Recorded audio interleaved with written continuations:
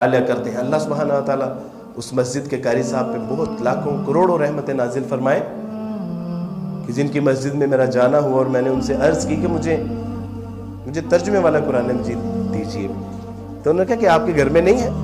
تو میں نے کہا کہ وہ ہمارے گھر میں کیسے ہوگا، میں تو عیسائی ہوں۔ تو انہوں نے کہا کہ آپ عیسائی ہیں تو مسجد میں داخل ہو گیا۔ اِنَّ لِلَّهِ وَإِنَّا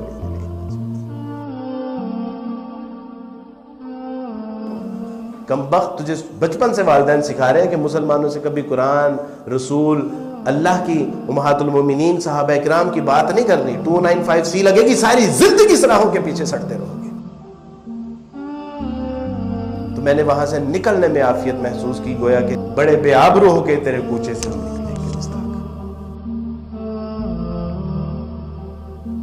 ادھر ہندو جو ہیں وہ اچھوت لوگوں کو ہاتھ نہیں لگانے دیتے، گیتا کو، رامائن کو، اور ادھر مسلمان عیسائیوں کو ہاتھ نہیں لگانے دیتے۔ تو کیا آخر اس میں راز ہے؟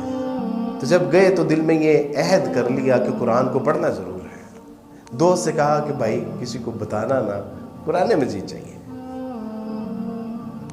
تو اس نے قرآن مجید لا دیا، مختصر اس کے ساتھ ایک پوری تفصیل سے بات ہوئی، اس نے وہ نصیحت کی بڑی خوبصورت، اس نے کہا کہ کوئی ایسی بات نہیں ہے، بس آپ نے اس کو صاف ستھرا ہو کے پڑھنا ہے۔ تو میں نے کہا کہ بالکل ٹھیک ہے۔ میں نے پہلی بار قرآن مجید کو جب ہاتھ لگایا تو میں نے سوچا کہ شاید آسمان سے بجلی نہ کہیں گر پڑے، کوئی زمین شک نہ ہو جائے، مجھے کوئی جو ہے وہ زمین میں دھنسا نہ دیا جائے، کوئی طوفان نہ آ جائے۔ اور پھر یہ ساری چیزیں ہوئیں میرے دوستوں، پھر یہ وقتاً فوقتاً یہ ساری چیزیں ہوئیں۔ میں نے جب پہلی بار قرآن مجید کا ترجمہ پڑھا تھا تو میں نے بڑے ڈرتے ڈرتے اس کو کھولا تو میں نے دیکھا الحمدللہ رب العالمین، تمام تعریفیں اس اللہ کے لیے ہیں جو تمام جہانوں کا رب ہے۔ اور میرے لیے یہ جملہ بہت انسپائرنگ تھا، یعنی کسی کو جھنجھوڑ دینے والا، رب العالمین۔ کیونکہ ہم نے تو ساری زندگی بائبل میں پڑھا تھا خداوند تمہارا خدا اسرائیل کا خدا ہے، خداوند تمہارا خدا ابراہیم کا خدا ہے، خداوند تمہارا خدا یعقوب کا خدا ہے، خداوند تمہارا خدا رب الافواج کا خدا۔ لیکن مسلمانوں کا قرآن کیا کہہ رہا ہے؟ الحمدللہ رب العالمین، تمام تعریفیں اس اللہ کے لیے ہیں جو رب ہے تمام جہانوں کا، الرحمن الرحیم، وہ مہربان ہی نہیں، وہ بہت زیادہ رحم کرنے والا ہے۔ اے میرے بندے، اس کا رحمان ہونا تجھے کہیں جو ہے وہ غفلت میں مبتلا نہ کر دے، کہیں تو شتر بے مہار نہ بن جائے۔ اس لیے یاد رکھنا مالک یوم الدین، وہ مہربان اور نہایت رحم کرنے والا ہی نہیں بلکہ وہ ایک ایسے دن کا مالک بھی ہے کہ جس دن چھوٹی سی چھوٹی نیکی اور چھوٹے سے چھوٹے گناہ کا حساب کتاب کر کے چپٹا کر دیا جائے گا، اور اس دن کوئی نہ چھڑانے والا ہوگا نہ کوئی بچانے والا ہوگا۔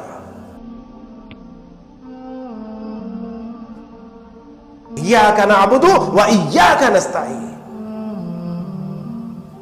اہدنا الصراط المستقیم۔ اے میرے بندے، کس کا متلاشی ہے؟ سیدھے راہ پہ چلنا چاہتا ہے، جنتوں کا متلاشی ہے، اللہ کی رضا چاہتا ہے، اس کی ناراضگی سے بچنا چاہتا ہے، دوزخ کی آگ سے بچنا چاہتا ہے۔ مسیح علیہ الصلوۃ والسلام نے کہا ان اللہ ربی و ربکم فاعبدوہ ھذا صراط مستقیم۔ کہ یا اللہ، عجیب کلام۔ میں نے کہا کہ یہ وہی کلام نہیں ہے جس طرح تورات، زبور، انجیل تھی، وہ بھی تو اللہ کا کلام ہی تھا، لیکن ان کا حال کیا ہو؟ ثمناً قلیلا، چند پیسوں کی خاطر ان میں بڑھا دی گئی چیزیں، گھٹا دی گئی چیزیں۔ تو میں نے کہا کہ اسی طرح یہ کلام، تو قرآن نے کہا کہ نہیں، الف لام میم ذالک الکتاب لا ریب فیہ ھدی للمتقین۔ الف لام میم یہ وہ کتاب ہے کہ جس میں شک شبہ نہیں، شک شبے کا شائبہ بھی نہیں ہے۔ ان کنتم فی ریب مما نزلنا علی عبدنا فأتوا بسورۃ من مثلہ، اگر تمہیں شک ہے اس کتاب کے بارے میں جو ہم نے اپنے بندے محمد پہ نازل کی ہے تو ایسے کرو کہ پھر اس جیسی ایک صورت ہی لے آؤ۔ اور اگر تم نہ کر سکو اور ہرگز نہیں کر سکتے تو پھر ڈرنا چاہیے تمہیں اللہ کے شدید ترین عذاب سے۔ کہ یا اللہ، یہ مسلمان ہمیں اس کو ہاتھ لگانے سے کیوں روکتے ہیں؟